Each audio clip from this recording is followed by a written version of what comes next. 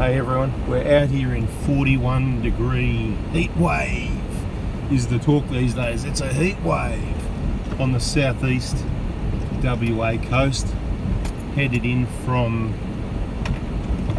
COCKLEBIDDY to Twilight Cove on the main track. It's quite rough, so take it slow would be advisable, trying to look after your tyres and vehicle suspension components so something doesn't fall out. And what vehicle do I trust to bring out here? The trusty old 120 is my number one for this sort of thing. It's been there, done that, and it's had all the maintenance to make sure it's going to get there and back. And I've used it the most out of all the vehicles, so I know what it can do and what it can't do and what it's capable of without braking. So it gives me a lot of confidence when you come in a remote area and you come across, you know, this isn't much, it's just rough rocks, but what we know is we've never seen a tie rod end pop off, break a joint on one of these Prados or Hiluxes on any of our day trips over 10 years with all the vehicles, so we know it's not an issue. But yes, I've got one spare. We know that CVs don't break unless you do the incorrect full extension travel, which you're going to be hitting, bouncing around over all these rocks, and do the wrong thing with the vehicle combination. Most people are going to get lucky, but Prados with the right setup, as long as you don't do anything silly like I do, you won't break a CV. You know, control arm bushes, we know about when to replace those, wheel bearings, basically all the vehicle maintenance. We're about got about 8 k's to go, I think. So at this rate, it's about an hour. But I've got it in Google Maps just for entertainment value. It says 8 k's 11 minutes. You'd have to be doing about 50 k's an hour over this stuff, and I'm doing about 8 at the moment.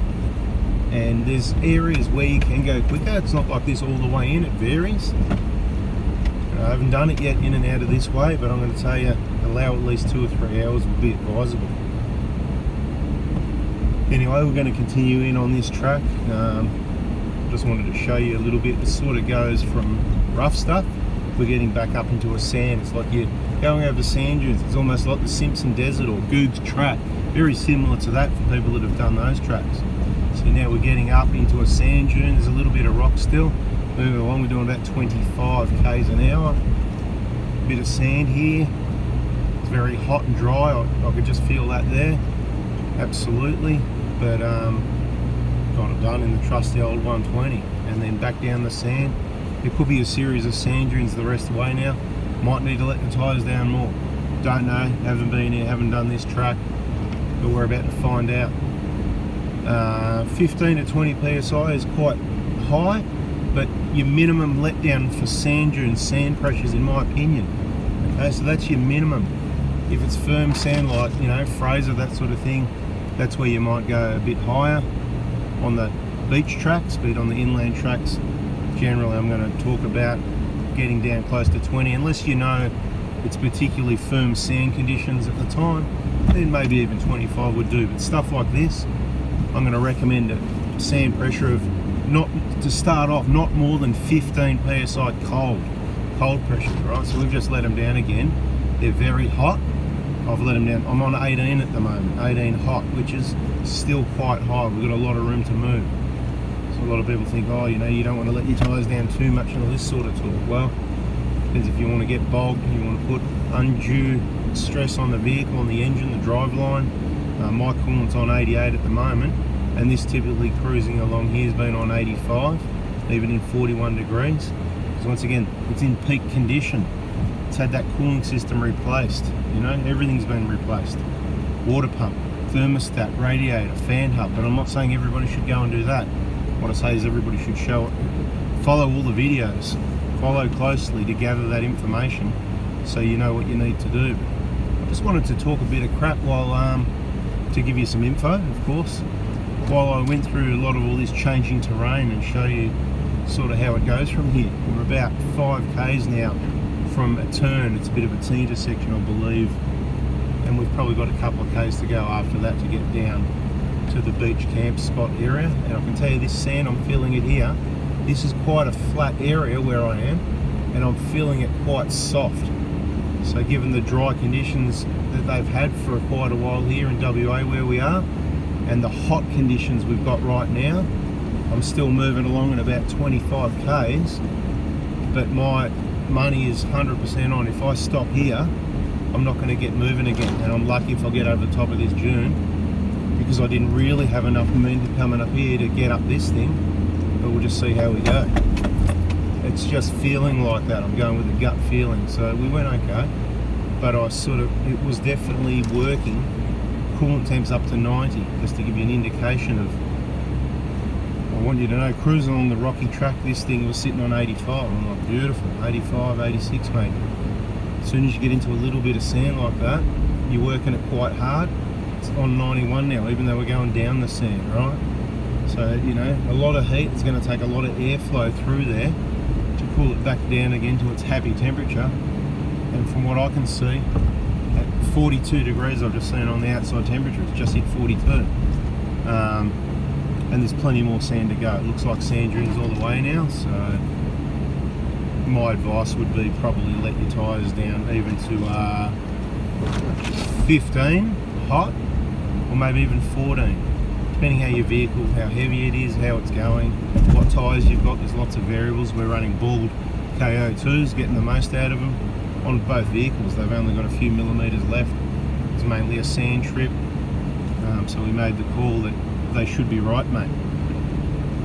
And we'll be in the market for something different once these are worn out. So I've got to get out and turn that snorkel head backwards as well before I get too many gum leaves in it. Going back there, mate. It's nice to get on a bit of sand, isn't it? Nice and soft like driving a limousine. There you go. It is nice on the sand compared to that rocky stuff, absolutely. There was a few softer patches you must have done a bit of tuning through for me, because I could see your tracks and then they sort of disappear, and I go, that looks a bit, so, and then you feel it underneath you as well. No, I don't think I did any tuning, no. I just drove through. The Hilux is cruising then, yeah. I felt a few soft, you know, a couple of patches going up one of those dunes was a little bit softer, I thought. Yeah, definitely. I was spinning a few wheels. There you go, spinning a few. Got to get up. That's it. Got to get up there. You don't want to be backing up and have another go, because then you might end up on camera.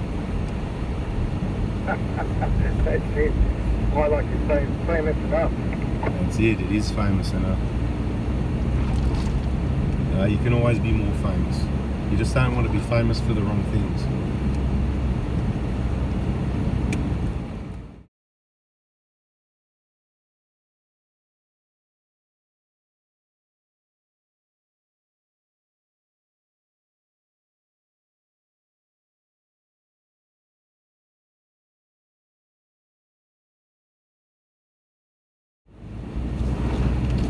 Bit of sand.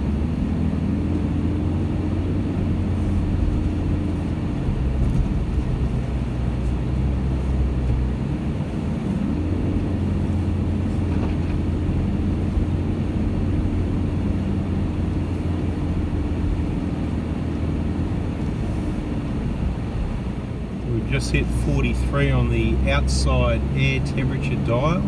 It is absolutely smoking out there, and it's good that the vehicle engine coolant temperature is happy to sit around 89, 90 degrees in all that sand. Alright people, check out the view. Still got about 2-3 k's to go. We just come over the last crest.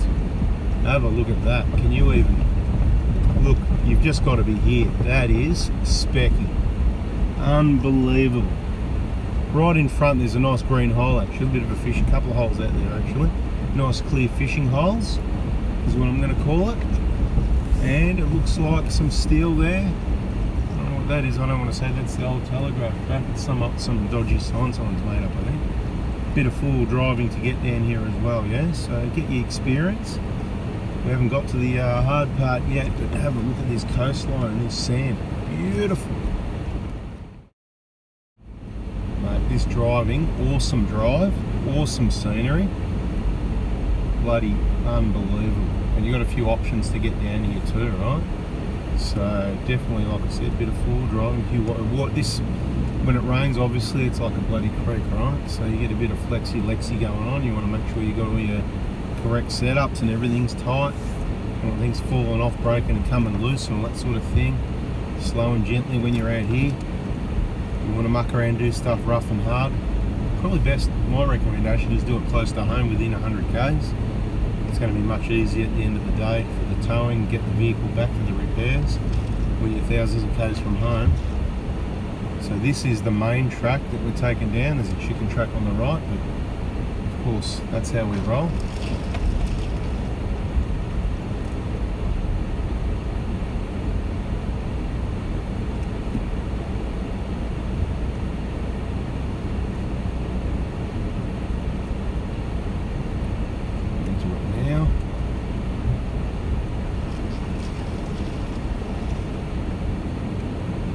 Happy angles, and you get down here and you hope you haven't got like a washout that's 6 foot deep, because then you've got to work your way over that or back out of this to go the other way.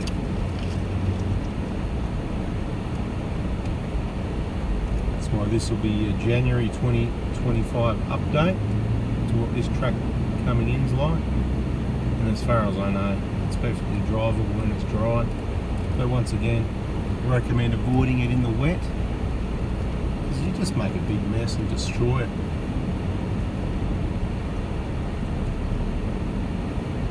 Oh, there's a big hole there. Someone's been nice big washout there. Oh yeah, getting a bit of flexi-lexi going up here. Obviously you can maintain a bit further distance, but just getting a bit closer so you can see what's going on in the camera view. Yep, 1st of February 2025. I wouldn't be bringing any new cars that you care about the paintwork down this track. Another reason why the old cars are good, because you can look after them, but you can also kind of go, well, that's what it's for. It's a four-wheel drive, it's four-wheel driving, that's exploring. That's why I've got a few different vehicles for different purposes. Most of them very cheap, so it's quite easy to have cheap vehicles, a number of them for different purposes, multiplies the reliability and the suitability for each task. You know, you can buy one GR Sport 300 series for $165,000, or you can buy a Patrol, a 120, a Hilux, a 150 Prado and a Commodore, maybe another Prado. All depends which Prados you pick out and what you pay for them. Anyway, you get the picture. Options. Another benefit of watching my videos, besides all the info and on the places and the mechanical info, how to use the vehicle, keeping it reliable. If this vehicle or the other vehicles we use with very high kilometres don't have the problem, then it's probably not going to happen to you. So if you watch and see the problems we have and what we do to avoid it, preventative or plan B, repairs, then you know what might happen to you. And if it doesn't happen on our vehicles or ones on our trips, it's probably not going to happen to you, which gives you another bit of info on what spares you should or shouldn't carry along with you, I guess. Very tight in here, and windy sort of track, getting slowly closer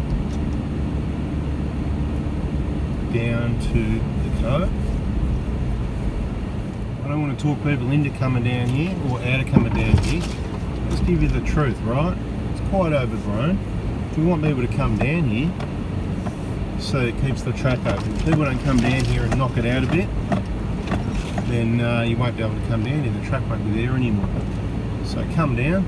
Don't bring your caravans. Don't come down in it with your caravan. Come down with your max tracks, your tyre pressure gauge, your compressor, your tyre punch repair kit, and knowing how to change a spare tyre with the tools and equipment to do that, because that's always a possibility, although you should be right. But yeah, don't bring your caravans down onto this beach either. That view. We're still a bit away from the beach. Still a bit to go yet. A few Ks I'd say. A few more than I thought. I'm just estimating. Coolant temperature right now. The coolant temperature, back down to 86. So this goes to show the cooling system seems to be coping really well with this change. Just backed up and see if he makes it this time. Yeah, okay, let's see if we make it. So I did take it a bit slow. Nah, not making it. I'm back for take two. Yeah, not too hard up there, sort of stay on it a bit. You think you're there, you're probably not there yet. Keep going. One. Look at this, guys. Look at this. Look at this sand. I'm out of the hard truck now, so I'll just wait for you here. Copy that. I'm just looking at this bloody scenery, these sand dunes. Unbelievable. Oh, let it go down a bit more in a minute if we don't keep on it. Driving through the dunes here. Fantastic. Get your sunglasses on. Look at this. People. Unbelievable. Give me a pair of those sunglasses there. Always up on the dash there. Sucks you around wherever you're going to get taken. Look at this out here. Oh, what can I say? What can I say? Ridiculous. Look at this. Oh, and you know what I'll say? We're not going to go near the water line until we check what the beach is like. Oh, people, mate. I just went for a swim, right? The sand here is just that nice fine sand. You're unlikely you're going to get bogged in it or anything like that, from my opinion at the moment. The beach, yeah, you could go over onto the beach more. Wouldn't be an issue. I don't see it as being any or much firmer than what's. This isn't soft here, so we'll just cruise along here because there's no need to go and risk it for the biscuit over there. Oh man, the water temp, I can't believe it. I thought the water would be cold. The water temp is beautiful. I'm really good with air temp and water temp estimations. I'll estimate that water temp that I just went in there. I reckon it's about 26 to 28 degrees, right? No exaggeration, right? Bloody beautiful. We're getting down here. There's going to be more videos. Subscribe, turn the bell on, because I reckon I've waffled enough in this one. So bada bing, bada boom. Catch you on the next one.